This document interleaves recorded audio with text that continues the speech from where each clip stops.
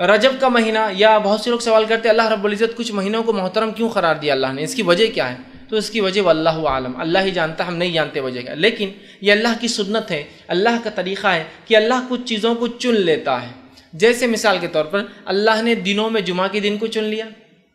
ہے نا، ایک خاص دن ہے۔ اسی طرح جو ہے اللہ رب العزت نے کتابوں میں اپنی کتاب قرآن کو چن لیا۔ اسی طرح زمین پر جو اللہ رب العزت نے مسجدوں کو چن لیا، اسی کی مسجد اللہ کا گھر ہے نا۔ اسی طرح ہم دیکھتے ہیں مہینوں کے اندر اللہ رب العزت نے ان حرمت والے مہینوں کو چن لیا۔ اسی طرح ہم دیکھتے ہیں راتوں کے اندر اللہ رب العزت نے شب قدر کو چن لیا، ٹھیک۔ اسی طرح ہم دیکھتے ہیں انسانوں میں اللہ رب العزت کچھ انسانوں کو چن لیتا ہے جن کو انبیاء کہا جاتا ہے۔ تو اللہ رب العزت کا یہ سنت ہے،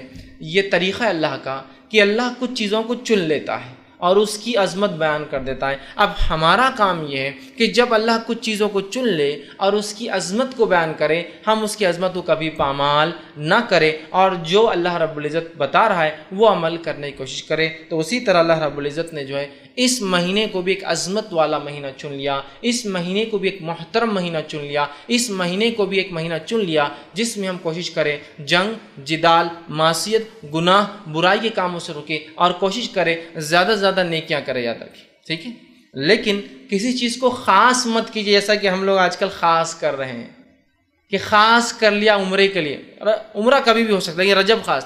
نمازیں کبھی بھی نفل ہو سکتی، خاص مت کیجیے، ورنہ آپ بولیں گے آپ نے خود کہا کہ ان مہینوں میں نیکی میں اضافہ کرنا چاہیے۔ خاص مت کیجیے کہ خاص دن ایک نفل، خاص نماز کے بعد ایک نفل، جمعہ کے بعد فلاں عمل، جمعرات کا فلاں روزہ، جمعہ کو یہ کرنا، اس میں خاص عمرہ کرنا۔ یہ الگ بات ہے، نمبر عمرے کا آپ نے لگا اس میں لگ گیا تو الگ بات ہے، لیکن خاص کر لینا، ایک رات کو خاص مخصوص کرنا، تو بہرحال یہ تمام چیزیں غلط ہو جائیں گی۔ نبی اکرم صلی اللہ علیہ وسلم اس سے ہمیں روکا اور قرآن نے ان مہینوں میں اپنے نفس کو ظلم سے روکنے کے لیے ہمیں کہا، لیکن افسوس کی بات ہے ہم آج بدعتیں ایجاد کر کے، بدعتیں کر کے اپنے نفسوں پر ان مہینوں کے اندر بھی اللہ رحم کرے ظلم کر رہے ہیں۔ ایسا عجیب و غریب ظلم اور عجیب اور غریب اعمال، جن اعمال کے بارے میں اللہ کے رسول صلی اللہ علیہ وسلم بتایا، نہ صحابہ کو دیکھا گیا، نہ تابعین کو دیکھا گیا، نہ جن اماموں کو ماننے کا دعویٰ ان اماموں نے کبھی ان اعمال کا جو ہے جواز دیا کہ ہاں اس کو کیا جا سکتا ہے، نہ سلف صالحین نے کبھی کیا، بلکہ کچھ اعمال تو ایسے کہ 1400 سال سے کبھی نہیں پائے گئے، کوئی 600 سال بعد ایجاد ہو رہا ہے، کوئی 800 سال بعد ہو رہا ہے، اور کوئی تو ایسا کہ 1300 سال بعد اسلام کے آنے کے ایجاد ہو رہا ہے۔